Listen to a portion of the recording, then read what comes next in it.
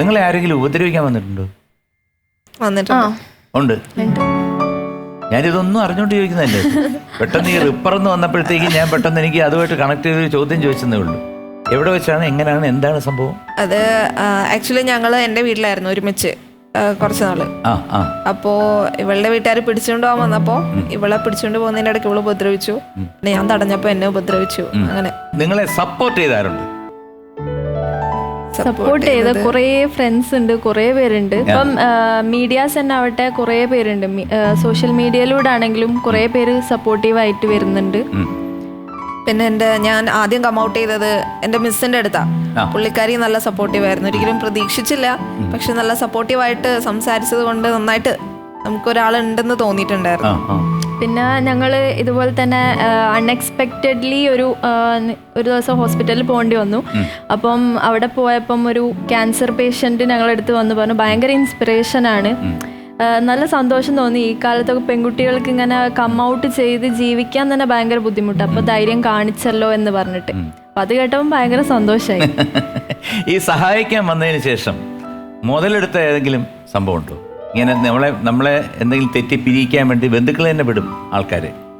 അത് ഇതുവരെ ആയിട്ട് അത് വീട്ടില് ഞങ്ങൾ നിന്നപ്പോ ഞാനൊന്ന് അപ്പുറത്തോട്ട് മാറി അവളോട് പറയും അതിൽ അങ്ങനെയാണ് ഇങ്ങനെയാണ്, ക്രിമിനൽ മൈൻഡറാണ്, ഇറങ്ങി ഓടിക്കാന്നൊക്കെ പറയാം. ഹേബിയസ് കോർപ്പസിലേക്ക് എത്തിയ സാഹചര്യം ഒന്ന് പറയാമോ? ഹേബിയസ് കൊടുത്തത് ഞാനാണ്. അപ്പൊ ഇവളെ പിടിച്ചുകൊണ്ട് പോയ ഒരു ടൈമില് തീരെ കോണ്ടാക്ട് ഇല്ലായിരുന്നു. എവിടെയാണ് അല്ലെങ്കിൽ വിളിക്കാൻ പോലും സമ്മതിക്കില്ലായിരുന്നു. അപ്പൊ അതിലേക്ക് മാനസികമായിട്ട് തോന്നി എന്താണ്? എന്താ ഒരു ഫൈറ്റ് ചെയ്ത് നിക്കണം എന്ന് തന്നെയാ തോന്നിയത്. ഭയങ്കരമായിട്ട് ഷാറ്റേഡ് ആയിരുന്നു മനസ്സ്. കാരണം പെട്ടെന്ന് വന്ന് ഇങ്ങനെയൊന്നും ഉണ്ടാവും നമ്മൾ പ്രതീക്ഷിക്കുന്നില്ല. പിന്നെ ഹേബിയസ് കൊടുത്തപ്പോൾ മീഡിയം ഏറ്റെടുത്തു. പിന്നെ കോർട്ടിൽ നിന്നാണെങ്കിലും ഞങ്ങൾക്ക് പെട്ടെന്ന് തന്നെ റെസ്പോൺസ് വന്നു. അപ്പോൾ കോർട്ട് ഇവളെ പ്രൊഡ്യൂസ് ചെയ്യാൻ പറഞ്ഞപ്പോൾ പോലീസിന് വേറെ ഒന്നും ചെയ്യാൻ പറ്റില്ല, ഇവളെ പ്രൊഡ്യൂസ് ചെയ്തു. അങ്ങനെ കോർട്ടും ഞങ്ങളുടെ ഒരു പോസിറ്റീവായിട്ട് റെസ്പോണ്ട് ചെയ്തു. വിധി വന്നു. പിന്നെ ഞങ്ങള് വിധി എന്താന്ന് വെച്ചാല് ഞങ്ങള് 18 above ആണ്. ഞങ്ങളുടേതായിട്ടുള്ള സ്വാതന്ത്ര്യം ഉണ്ട് ഒരുമിച്ച് ജീവിക്കാൻ, അതുപോലെ ജീവിക്കാന്ന് കോടതിയും പറഞ്ഞു. വിധി വന്ന് നിങ്ങൾ വിജയിച്ചപ്പോഴത്തേക്ക് വീണ്ടും അവര് മറ്റൊരു തോൽക്കുകയല്ലേ? അതെ അതെ. അപ്പൊ എന്താണ് ഉണ്ടായത്? ആ സാഹചര്യം എങ്ങനെയായിരുന്നു? അപ്പോൾ കുറേ പേര് പറഞ്ഞു ഇത് അധികം നാൾ പോവില്ല, ഒരു 2 മാസം ഒരാഴ്ച എന്നൊക്കെ പറഞ്ഞ് ഞാൻ എക്സ്പയറി ഡേറ്റ് ഒക്കെ ഇട്ടു. പിന്നെ ഞങ്ങൾക്ക് ഒരു ഇതേ ഉള്ളൂ, ഒരുമിച്ച് ജീവിച്ച് കാണിച്ചു കൊടുക്കുക എന്നുള്ളൊരു ഒരു ഉറപ്പുണ്ട് മനസ്സിൽ. അത് ഞങ്ങൾ കാണിക്കും. അതെ. അത് വന്നിട്ട് ഇപ്പൊ എത്ര വർഷമായി? ഇപ്പൊ 6 മാസം കഴിഞ്ഞു. 6 മാസം കഴിഞ്ഞു. അവര് പറഞ്ഞിരിക്കുന്നത് എത്രയാണ് എക്സ്പയറി? 2 മാസം. ഇപ്പൊ ഒരു വർഷമാണ് പറയുന്നത്. ഇപ്പൊ ഒരു വർഷമായി. 2 മാസം കഴിഞ്ഞല്ലോ. 2 മാസം കഴിഞ്ഞു. നിങ്ങൾ എത്ര പേരാ? ഞങ്ങൾ 4 പേര്. ആരൊക്കെയാണ്? എന്റെ താഴെ 2 അനിയത്തി, പിന്നെ ഒരു അനിയൻ. എനിക്കൊരു അനിയത്തി. ഞങ്ങൾ 2 പേരാ. 2 പേര്. അനിയത്തി. അപ്പൊ അവര് പറഞ്ഞിട്ടില്ലേ അവർക്ക് എന്തെങ്കിലും ഇതുപോലെ എന്തെങ്കിലും മാരേജ് ഒക്കെ വന്നു കഴിഞ്ഞാൽ നിങ്ങൾ ഇങ്ങനെ കാണിക്കുന്നുണ്ട് കഴിഞ്ഞാൽ പ്രശ്നമാണെന്നൊക്കെ കുറെ പറഞ്ഞു കാണുമല്ലോ? ഓബിയസ്ലി ആദ്യം തന്നെ അതാ പറഞ്ഞത്. വീട്ടുകാരതാ പറഞ്ഞത്. അനിയത്തിമാരങ്ങനെ പറഞ്ഞിട്ടില്ല. വീട്ടുകാരെ. അനിയത്തിമാരുമായിട്ടൊക്കെ കോണ്ടാക്ട് ഉണ്ടോ? ഇപ്പൊ കറന്റ്ലി ആരുമായിട്ടും കോണ്ടാക്ട് ഇല്ല. അവർക്ക് നിങ്ങളുടെ അടുത്ത് മനഃപൂർവ്വമായിട്ടുള്ള ദേഷ്യമാണോ അതോ അച്ഛനമ്മമാര് പറഞ്ഞിട്ടുള്ളതാണോ?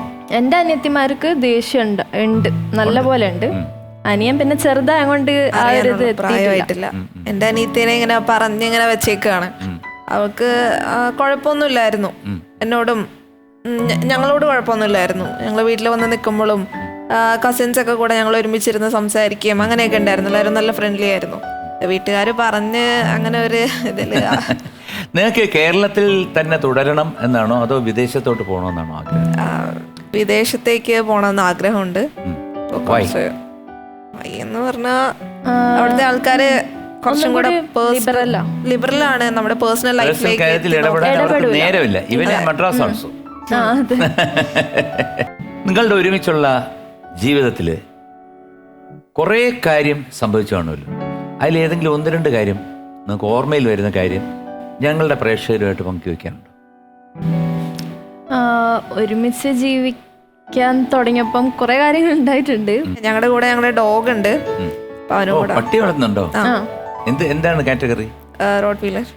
റോഡ് വീലറോ? വീട്ടിനകത്തോ? എന്റെ അമ്മോ, അങ്ങനെ ഇവനെ കുറച്ചും കൂടി കഴിഞ്ഞിട്ടാണ് ഇപ്പൊ ഞങ്ങള് വേറൊരു ഡോഗിനെയും കൂടി എടുത്തിട്ടുണ്ട്. ഇപ്പോഴും അതേതാ? അത് ബെൽജിയം മെൽനോയ്സ്. ഇതിപ്പോ മാച്ച് ആകുമോ? അവരെ ഫ്രണ്ട്സ് ആക്കാൻ നോക്കുന്നുണ്ട്. പിന്നെന്താണ് സംഭവം? പിന്നെ എന്താ പറയാ, പിന്നെ ട്രിപ്പ് പോകാൻ പ്ലാൻ ഉണ്ട്. ഓരോ സ്ഥലങ്ങൾ ഇങ്ങനെ എക്സ്പ്ലോർ ചെയ്ത് നിൽക്കുകയാണ്. വീട്ടിൽ നിന്നപ്പോഴും നമ്മൾ ഇങ്ങനെ എങ്ങോട്ടും പോകേണ്ട ഭയങ്കര റെസ്ട്രിക്ഷൻസിലൊക്കെ ആയിരുന്നു. അപ്പൊ ഇപ്പോ നമുക്ക് മനസ്സിലുള്ള യാത്രകൾ പല പല പല സ്ഥലങ്ങളിൽ ഇങ്ങനെ യാത്രകൾ പോകും. യാത്ര ചെയ്യാം. നല്ല കാര്യമാണ്.